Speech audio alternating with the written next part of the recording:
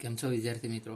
આજના એક લેક્ચરમાં આપણે આયોનિક બંધમાં સહસંયોજક ગુણધર્મ વિશેનો અભ્યાસ કરવાનો છે, અથવા તો તેને ફઝનના નિયમ તરીકે ઓળખવામાં આવે અથવા ધ્રુવીભવન તરીકે પણ આપણે ઓળખી શકીએ. તો અહીંયા તમે જોશો કે આયોનિક બંધ એમાં સહસંયોજક ગુણધર્મ એટલે કે કોઈ પણ બે પરમાણુ હોય અને તેની વચ્ચે જો આયોનિક બંધ બનતો હોય તો તેમાં થોડાક અંશે સહસંયોજક ગુણધર્મ પણ જોવા મળશે. તે આપણે સમજવાનું છે. શું કીધું? કોઈ પણ બે પરમાણુ હોય અથવા તો કોઈ પણ બે આયનો હોય તેની વચ્ચે જે આયોનિક બંધ બને છે તેમાં કંઈક સહસંયોજક બંધના પણ ગુણધર્મો જોવા મળે છે. તો આ સહસંયોજક ગુણધર્મો શા માટે જોવા મળે છે તેનો નિયમ અથવા તો ફઝનનો નિયમનો અભ્યાસ કરશું. તો આપણે એક પછી એક પોઈન્ટ લખતા જઈએ અને સમજતા જઈએ. તો લખીએ, જો કોઈ પણ સંયોજન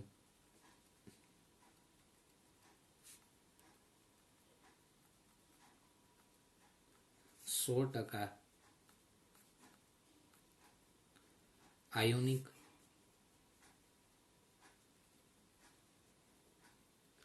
કે સહસંયોજક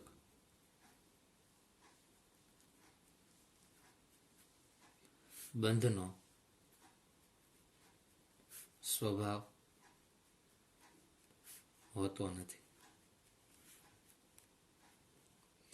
કોઈ પણ આપણે સંયોજન લઈએ તો તેમાં 100% એવું ન કહી શકાય કે તેમાં આયોનિક સ્વભાવ હોય કે સહસંયોજક સ્વભાવ હોય, પરંતુ બંને પ્રકારનો સ્વભાવ તેમાં તમને જોવા મળશે.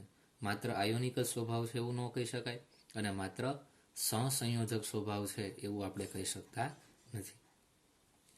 પછી આપણે આગળ વધીએ. સંયોજનમાં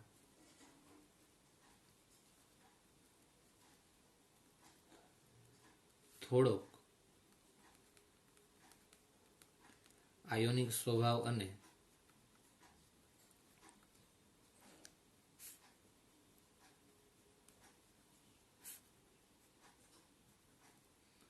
સહસંયોજક સ્વભાવ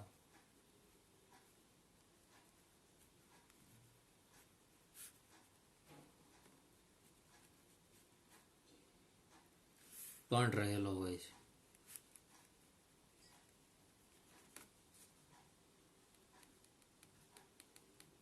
શું કીધું? સંયોજનની અંદર થોડોક આયોનિક સ્વભાવ રહેલો હોય અને સાથે સાથે સહસંયોજક સ્વભાવ પણ રહેલો હોય છે. એટલે કે બંને પ્રકારના સ્વભાવો એ આ સંયોજનો ધરાવતા હશે. માત્ર આયોનિક પણ નહીં હોય અને માત્ર સહસંયોજક પણ નહીં હોય, પરંતુ બંને પ્રકારના સ્વભાવો આપણને આમાં જોવા મળશે. તેના પછીનો પોઈન્ટ આપણે જોઈએ. જે રીતે સહસંયોજક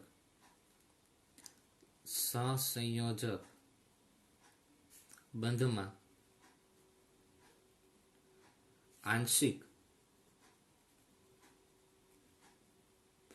આયોનિક સ્વભાવ, આંશિક આયોનીય પ્રકૃતિ હોય છે,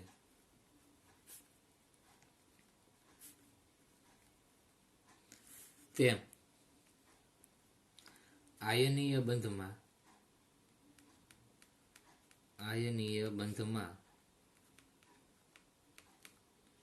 પણ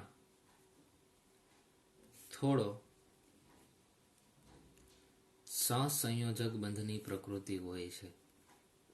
સહસંયોજક બંધની પ્રકૃતિ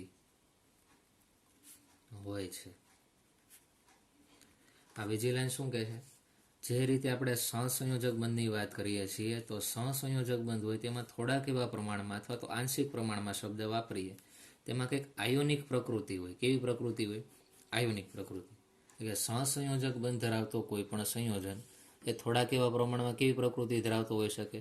આયોનિક પ્રકૃતિ ધરાવતો હોઈ શકે. તેવી જ રીતે શું કીધું? તેમ આયનીય બંધમાં પણ થોડા સહસંયોજક બંધની પ્રકૃતિ હોય. બરાબર, બંને પ્રકારની પ્રકૃતિ એમાં જોવા મળે. સહસંયોજકમાં થોડીક આયોનિક પ્રકૃતિ જોવા મળે, તો આયોનિક બંધમાં થોડાક એવા પ્રમાણમાં આપણને સહસંયોજક પ્રકારની પ્રકૃતિ જોવા મળશે. તો આપણે એના માટે જોઈએ જો શું થતું હોય. એક્ઝામ્પલ તરીકે લઈએ કે માનો કે કાર્બન અને આ રીતે હાઇડ્રોજન, તેની વચ્ચે આ સહસંયોજક બોન્ડ બનેલો છે, ઇલેક્ટ્રોનની ભાગીદારીથી બનતો બંધ, બરાબર. અથવા તો કોઈ પણ બીજું લઈ લઈએ, કાર્બન અને ફ્લોરિન અહીંયા લઈ લઈએ. શું લઈ લઈએ? કાર્બન, અહીંયા ફ્લોરિન. અહીંયા ઇલેક્ટ્રોન છે, અહીંયા ઇલેક્ટ્રોન છે. ઇલેક્ટ્રોનની ભાગીદારીથી કાર્બન અને ફ્લોરિન વચ્ચે સહસંયોજક બોન્ડ બનેલો છે. પણ તમે જ્યારે વિદ્યુત ઋણતાની વાત કરશો ત્યારે ફ્લોરિનની વિદ્યુત ઋણતા વધારે હોવાના કારણે આ બોન્ડ વધારે કોના તરફ જવા પ્રયત્ન કરે? ફ્લોરિન તરફ જવા પ્રયત્ન કરશે. માટે ફ્લોરિન ઉપર આંશિક નેગેટિવ ચાર્જ આવશે અને કાર્બન ઉપર આંશિક કેવો ચાર્જ આવે? પોઝિટિવ. તો આના ઉપરથી તમે કહી શકો કે સહસંયોજક બોન્ડ છે છતાં તેમાં કંઈક આયોનિક પ્રકૃતિ પણ જોવા મળે છે. એક પોઝિટિવ એટલે કે ધન આયન બને છે, જ્યારે એક બીજો નેગેટિવ એટલે કે ઋણ આયન બને છે. આમ સહસંયોજક બંધ ધરાવતા સંયોજનોમાં થોડાક એવા અંશે વિદ્યુત ઋણતાના કારણે તેમાં કંઈક આયોનિક પ્રકૃતિ પણ આપણને જોવા મળશે. તો આપણે લખીએ, જો આયોનિક પ્રકૃતિ જોવા મળે તેના માટેનું જવાબદાર કારણો. તો આયોનિક પ્રકૃતિમાં સહસંયોજક પ્રકૃતિ પણ જોવા મળશે. કઈ રીતની છે આપણે જોઈએ. બે વિરુદ્ધ વીજભારવાળા આયનો,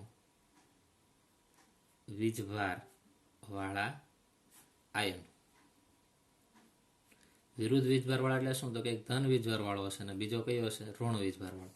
એવા બે વિરુદ્ધ વીજભારવાળા આયનોને આપણે લેશું. એકબીજાની નજીક આવે ત્યારે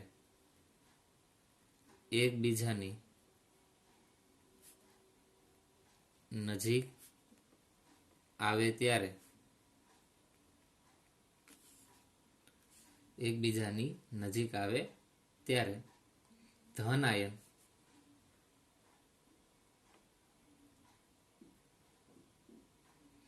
ઋણ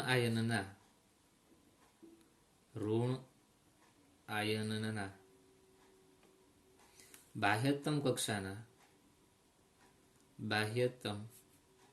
કક્ષાના ઇલેક્ટ્રોન પર આકર્ષાય છે.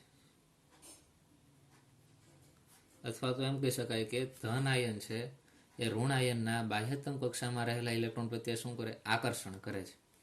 અને સાથે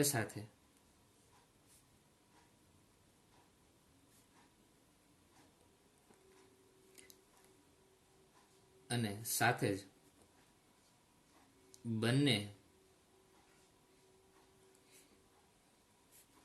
બંનેના કેન્દ્રો વચ્ચે અપાકર્ષણ થાય છે. બે ઘટના અહીંયા બને. ધન આયન હોય તેના સંપર્કમાં જ્યારે ઋણ આયન આવે છે ત્યારે ઋણ આયનની બાહ્યતમ કક્ષામાં રહેલા ઇલેક્ટ્રોન એ ધન આયન પ્રત્યે આકર્ષણ દર્શાવે અને સાથે બંનેના કેન્દ્રો વચ્ચે શું હોય? તો કે અપાકર્ષણ જોવા મળશે. તો આપણે એક એક્ઝામ્પલ લઈએ. જો એક ધન આયન છે A+ અને બીજો ઋણ આયન છે B-, બરોબર. તો આપણે પહેલા એનો પરમાણુ બનાવીએ. જો ધન આયન સ્વરૂપે આ ધન આયન છે, બરોબર, એનો પરમાણુ પોઝિટિવ ચાર્જ વાળો, અને બી આયન છે એ ઋણ આયન છે. હવે જો ધન આયનના કદ નાના હોય, જ્યારે ઋણ આયનના કદ કેવા હોય? થોડાક ધન આયનની સાપેક્ષે મોટા જોવા મળે. એટલે બીજું આપણે આ બી છે એ ઋણ આયન બનાવી. આ ઋણ આયનનો પરમાણુ છે. જો આ B- છે અને આ શું છે? A+. હવે થાય શું? જો આ પોઝિટિવ ચાર્જ વાળો છે. એનો અર્થ એવો કે આમાં શું હોય? તો કે ઇલેક્ટ્રોનનું એણે દાન કરી દીધું હોય ત્યારે પોઝિટિવ ચાર્જ વાળો બને ને. હવે જ્યારે પોઝિટિવ ચાર્જ વાળો બને છે એનો અર્થ એવો છે કે તેણે ઇલેક્ટ્રોનનું દાન કર્યું, એટલે કે ઇલેક્ટ્રોનની સંખ્યા ઘટી, પણ કેન્દ્રમાં રહેલા પ્રોટોનની સંખ્યામાં તો કંઈ ફેર પડવાનો નથી. જેના કારણે શું થાય? તો કે આના કેન્દ્રમાં રહેલા પ્રોટોન એટલે કે પોઝિટિવ ચાર્જ એ બાહ્યતમ કક્ષાના ઇલેક્ટ્રોનને વધારે પોતાની તરફ ખેંચવાનો પ્રયત્ન કરે. એટલે કે આનો ઝેડ ઇફેક્ટ કેવો હોય? ખૂબ વધારે. અહીંયા ઋણ આયનની વાત કરીએ. અહીંયા ઋણ આયનનું કેન્દ્ર હશે. કેન્દ્રમાં કોણ હશે? તો કે પ્રોટોન. અને બાહ્યતમ કક્ષામાં શું ફરતા હોય? ઇલેક્ટ્રોન. પણ ઋણ આયનમાં શું થાય? તો કે ઋણ આયન ક્યારે બને? તો કે ઇલેક્ટ્રોન જ્યારે સ્વીકારે ત્યારે ઋણ આયન બને. હવે આમાં થાય એવું કે ઇલેક્ટ્રોનની જે સંખ્યા હોય એના કરતાં ઇલેક્ટ્રોનની સંખ્યામાં વધારો થઈ જાય. કારણ કે એણે શું કર્યું હોય? ઇલેક્ટ્રોનનો સ્વીકાર કર્યો હોય ત્યારે જ ઋણ આયન બન્યો હોય. તો આપણે એમ કહી શકાય કે આ સમય દરમિયાન શું થતું હોય તો કે પ્રોટોનની સંખ્યાની સાપેક્ષે તમે ઇલેક્ટ્રોનની સંખ્યા જોશો તો વધી જશે, કારણ કે અહીંયા સ્વીકારે છે ને ઇલેક્ટ્રોન, એટલે માઇનસ ચાર્જ છે એટલે કે ઇલેક્ટ્રોન મેળવશે, માટે ઇલેક્ટ્રોનની સંખ્યા વધે. આમ ઇલેક્ટ્રોનની સંખ્યા વધે, સામે કેન્દ્રમાં પ્રોટોનની સંખ્યા એટલી બધી વધતી નથી, એ તો ફિક્સ જ રહે. એટલે ઓલ ઓવર જોવા જઈએ તો ઋણ આયનનો ઝેડ ઇફેક્ટ કેવો હોય? ઓછો હોય. અસરકારક કેન્દ્રીય વીજભાર એટલે કે કેન્દ્રમાં રહેલા ધન વીજભાર અથવા તો પ્રોટોન એ કેવો હોય? ઓછો હોય ઋણ આયનમાં. જ્યારે ધન આયનમાં અસરકારક કેન્દ્રીય વીજભાર એટલે કે પોઝિટિવ ચાર્જ કેવો હોય? વધારે જોવા મળશે. હવે થાય કેવું કે ઋણ આયનની બાહ્યતમ કક્ષામાં માનો કે અહીંયા ઇલેક્ટ્રોન છે, આ ઇલેક્ટ્રોન ગોળ ગોળ ફરે છે, તો અહીંયા જે ધન આયન છે એનું કેન્દ્ર છે એમાં પોઝિટિવ ચાર્જ ખૂબ વધારે પ્રમાણમાં હોય, બરોબર ને?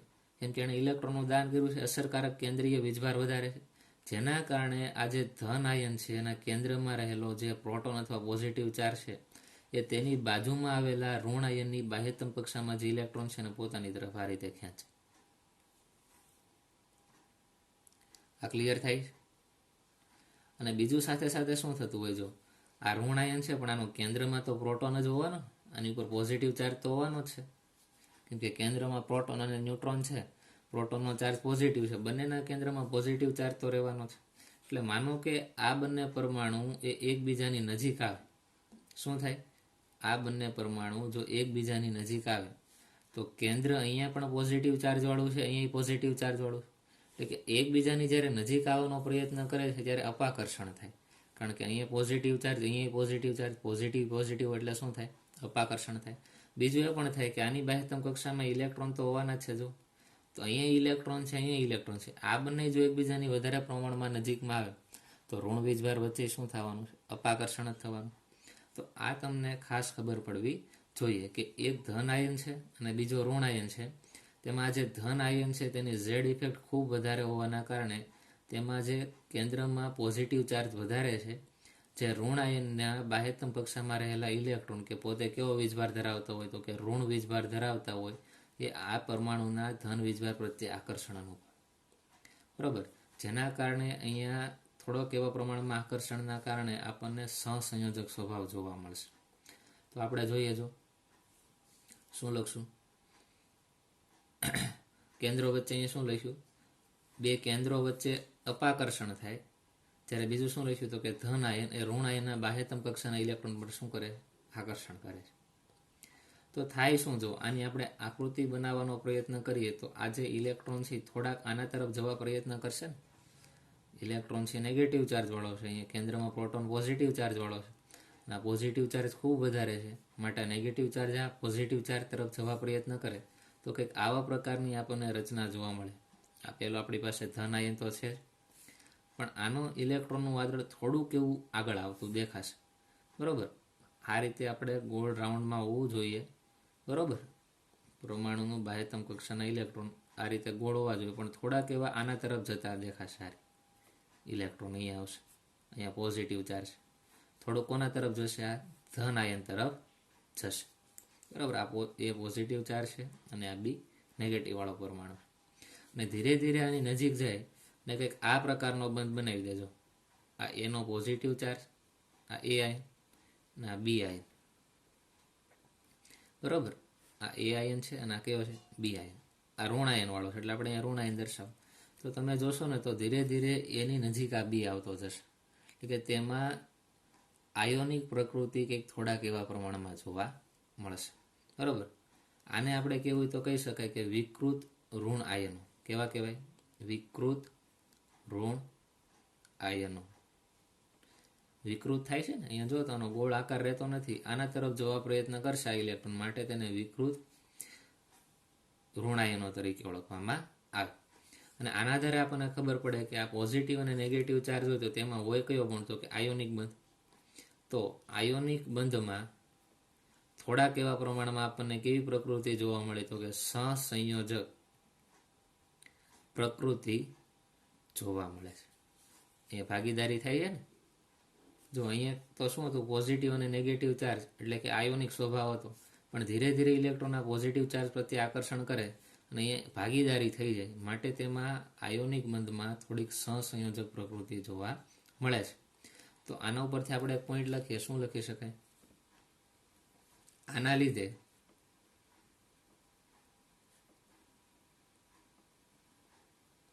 ઋણ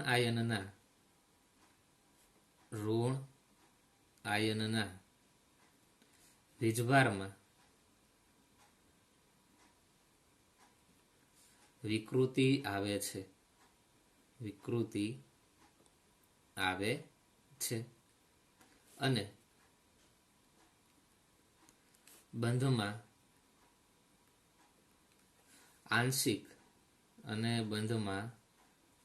આંશિક સહસંયોજક ગુણ આવે છે. સહસંયોજક ગુણ આવે છે. બરાબર. આ લાઈનને આપણે દર્શાવી દીધી કે આના લીધે શું થાય તો કે ઋણ આયનના વીજભારમાં થોડીક વિકૃતિ આવે. અહીંયા વિકૃતિ જોવા મળી, જેના કારણે આયોનિક બંધમાં આંશિક રીતે સહસંયોજક પ્રકૃતિ આપણને જોવા મળે છે. હવે આપણે આજે ધન આયન અને ઋણ આયન વચ્ચે શું થયું એ આપણે લખીને સમજવાનો પ્રયત્ન કરીએ. તો પહેલા તો આપણે જોઈએ, જો પહેલો પોઈન્ટ એમાં શું થયું હશે તો કે જ્યારે ધન આયન એ ઋણ આયનને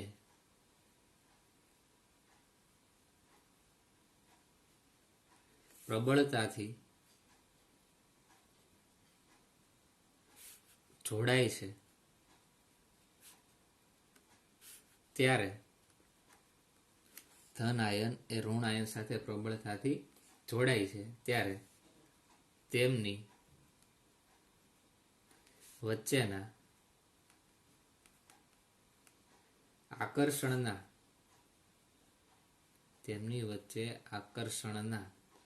સ્થિર વિદ્યુતીય બળને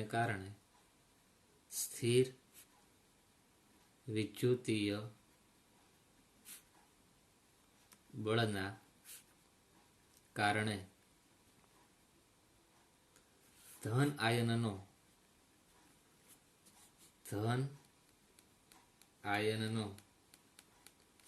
ધનભાર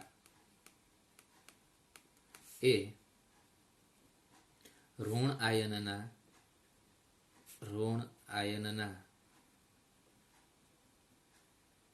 ઇલેક્ટ્રોનના વાદળને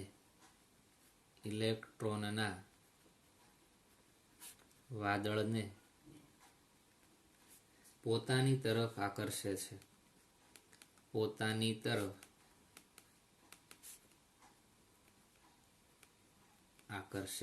છે. તો પેલો પોઈન્ટ આપણે શું સમજ્યા એ આપણે જોઈએ. જો શું કરવાનું, જ્યારે ધન આયન એ ઋણ આયનને પ્રબળતાથી જોડાય છે, બરાબર, આ રીતે છે. જો આપણે આગળ જોયું, આ ધન આયન છે, આ ઋણ આયન છે. આ ધન આયન છે ઋણ આયનને પોતાની તરફ પ્રબળતાથી જોડે છે, ત્યારે શું થાય છે?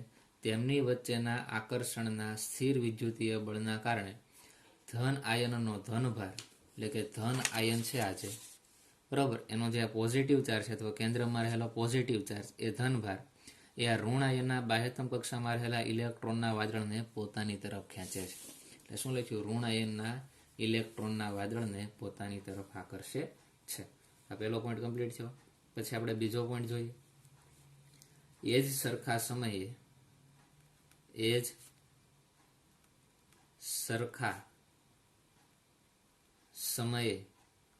ધન આયન પણ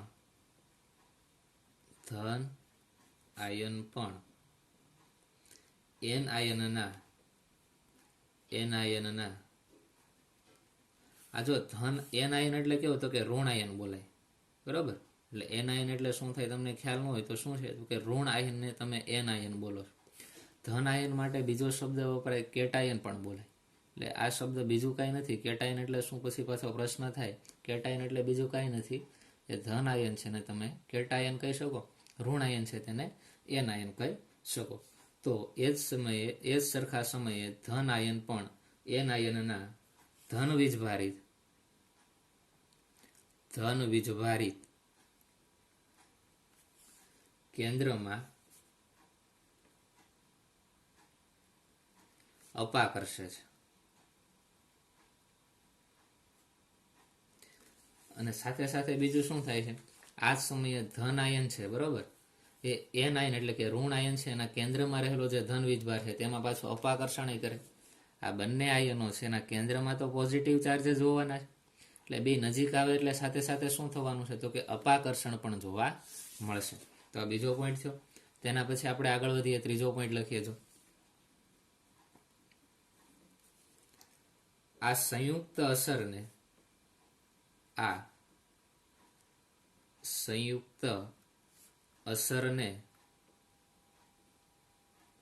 કારણે ઋણ આયનનું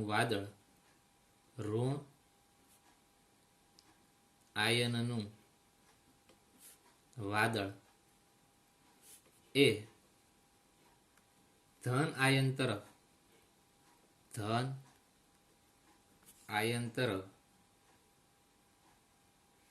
વિસ્તરે છે. શું કીધું?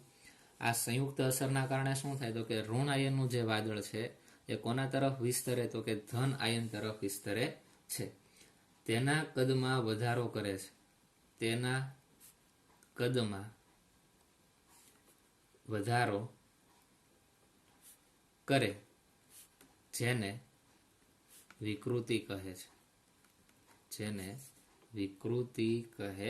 છે. બરોબર. શું થાય? આ સંયુક્ત અસરના કારણે ઋણ આયનનું વાદળ છે, બરોબર, એ ધન આયન તરફ વિસ્તરે. આપણે અહીંયા જોયું કે જો આ ઋણ આયન છે આપણો, આ બી માઇનસ છે, એ શું છે? ઋણ આયન. તો એનું જે આ ઇલેક્ટ્રોનનું વાદળ છે, જો આને ઇલેક્ટ્રોનનું વાદળ કહેવાય, એ કોના તરફ વિસ્તરે, તો કે ધન આયન તરફ વિસ્તરે, જેને શું કહેવાય? ઋણ આયનની વિકૃતિ તરીકે ઓળખવામાં આવે. બરાબર, વિસ્તરે અને તેના કદમાં વધારો કરે, જેને વિકૃતિ તરીકે ઓળખવામાં આવશે. આમ આપણે આગળ વધીએ. તેના પછીનો પોઈન્ટ કેટાયન. જો શબ્દ આવ્યો કેટાયન એટલે કેવો આયન બોલશો, તો કે ધન આયન કહેવાય. અને એનાયન એટલે કે ઋણ આયન. કેટાયન અને એનાયન દ્વારા એનાયનનું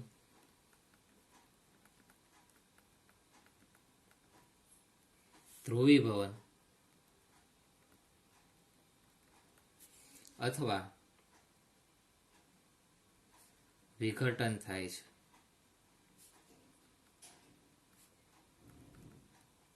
જેને ધ્રુવીકૃત કહે છે. જેને શું કહેવામાં આવે, તો કે ધ્રુવીકૃત કહે છે. બરોબર. આજે ધન આયન અને એન આયન દ્વારા શું થાય? ધન આયન છે એનું એનાયન છે, એના એનાયનનું ધ્રુવીભવન થાય. બરોબર. ધન આયન દ્વારા આપણે એમ લખી શકાય ને, ધન આયન અથવા કેટાયન દ્વારા એન આયન, બરોબર, નું શું થતું હોય? ધ્રુવીભવન અથવા તો વિઘટન થાય છે, જેને ધ્રુવીકૃત તરીકે ઓળખવામાં આવશે. બરોબર. પોઝિટિવ ચાર્જ વાળો જે ધન આયન છે એ ઋણ આયનનું શું કરે છે, તો કે વિકૃતિકરણ કરે છે. આ એન આયનનું જે ધ્રુવીભવન અથવા તો વિઘટન થાય તેને આપણે ધ્રુવીકૃત તરીકે આપણે ઓળખીએ છીએ. તેના પછી આગળ વધીએ. આ જે ધ્રુવીભવન થાય છે તેની શક્તિ માટેની આપણે વાત કરીએ તો લખીએ ધ્રુવીભવન શક્તિ. ધ્રુવીભવનની શક્તિ. અને ધ્રુવીભવન કોણ કરે છે, તો કે આપણે લખી શકાય કોણ, તો કે ધન આયન જે છે એ ધ્રુવીભવન કરતા હોય. ધન આયન એ ધ્રુવીભવન માટે મુખ્ય જવાબદાર છે. બરાબર. પોઝિટિવ ચાર્જ છે એ જ નેગેટિવ ચાર્જના બાહ્યતમ કક્ષાના ઇલેક્ટ્રોનના વાદળને શું કરે છે? વિકૃત કરે છે. માટે ધ્રુવીભવન માટે જવાબદાર કોણ, તો કે ધન આયન. બરોબર.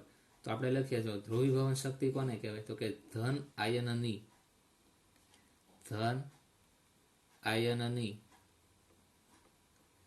નજીકના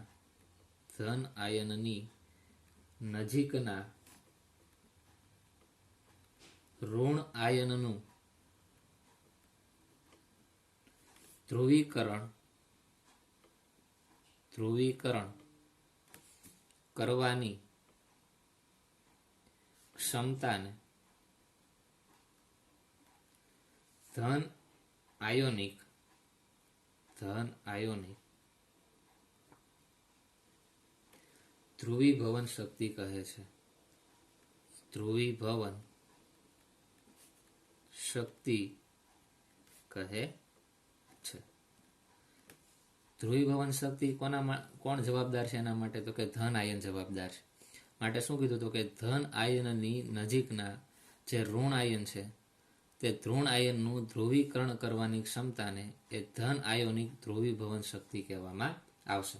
તો આપણે જોઈએ, જો એક આપણે લઈએ આ પોઝિટિવ આયન અને બીજો આપણે લઈ લઈએ નેગેટિવ આયન. જો ધન આયન છે હું નાનો દર્શાવું છું અને ઋણ આયન છે ને મોટો કદ દર્શાવું છું. શા માટે? ધન આયનના કદ નાના હોય જ્યારે ઋણ આયનના કદ કેવા હોય? મોટા હોય.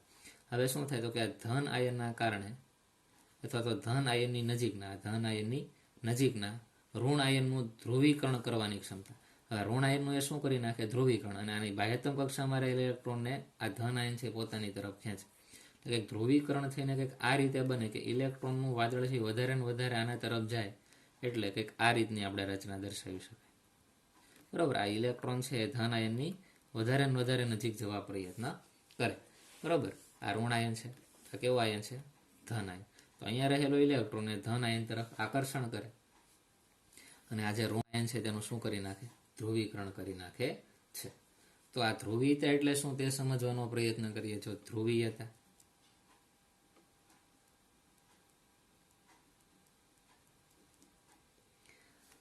પહેલો પોઈન્ટ લખીએ, કેટાયન દ્વારા એન આયનની ધ્રુવીકરણ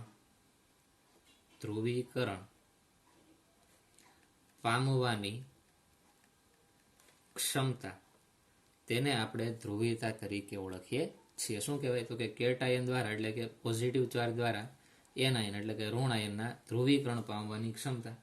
બીજો પોઈન્ટ, એન આયનનું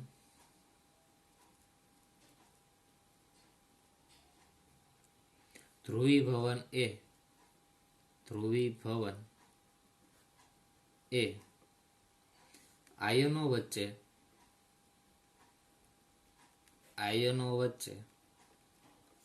કેટલાક ઇલેક્ટ્રોનની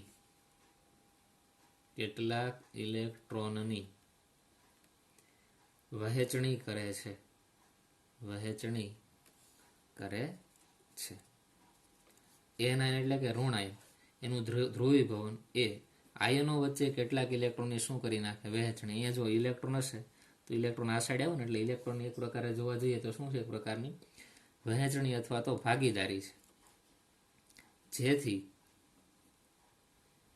આયનિક બંધ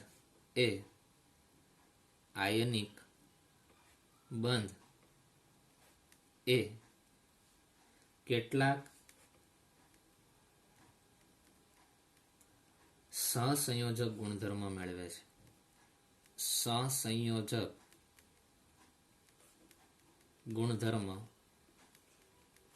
મેળવે છે. બરાબર. આયોનિક છે એવા કેટલાક સહસંયોજક ગુણધર્મ મેળવે. આમ આપણે કહી શકાય કે ધ્રુવીભવન એ સહસંયોજક ગુણધર્મના સમપ્રમાણમાં હોય. જેટલું ધ્રુવીભવન વધે તેટલો સહસંયોજક ગુણધર્મમાં શું થાય? વધારો થાય. અને જેટલું ધ્રુવીભવન ઘટે તેટલા સહસંયોજક ગુણધર્મમાં શું થાય? ઘટાડો જોવા મળે છે. તો આના આધારે આપણને ખબર પડશે કે કોઈ પણ બે આયનો હોય એટલે કે ધન આયન અને ઋણ આયન, તેમની વચ્ચે જે આયોનિક બોન્ડ છે એ તો છે જ, પણ સાથે સાથે ધન આયનમાં રહેલા જે પ્રોટોન છે એ ઋણ આયનની બાહ્યતમ કક્ષામાં રહેલા ઇલેક્ટ્રોનને પોતાની તરફ ખેંચે છે. જેના કારણે ઋણ આયનનું જે ઇલેક્ટ્રોન વાદળ છે એ ધન આયન તરફ ખેંચાય, જેના કારણે તેમાં વિકૃતિ જોવા મળે અને એ જે ઇલેક્ટ્રોન છે એ થોડાક એવા પ્રમાણમાં તેમાં વહેંચાઈ જાય છે. જેના કારણે આપણને તેમાં આયોનિક સ્વભાવની સાથે થોડાક અંશે આપણને સહસંયોજક સ્વભાવ જોવા મળશે. અને ધ્રુવીકરણ જેટલું વધારે થાય તેટલો વધારે સહસંયોજક સ્વભાવ આપણને જોવા મળશે. તો છેલ્લે આપણે એક ધ્રુવીયતાની વ્યાખ્યા લખી નાખીએ. જો ધ્રુવીયતા માટે શું કહી શકાય, તો કે ધન આયન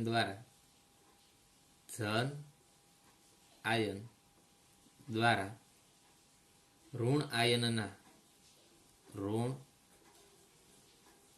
આયનના ઇલેક્ટ્રોન વાદળમાં જોવા મળતા વિચલનને ધ્રુવીયતા કહેવામાં આવે છે.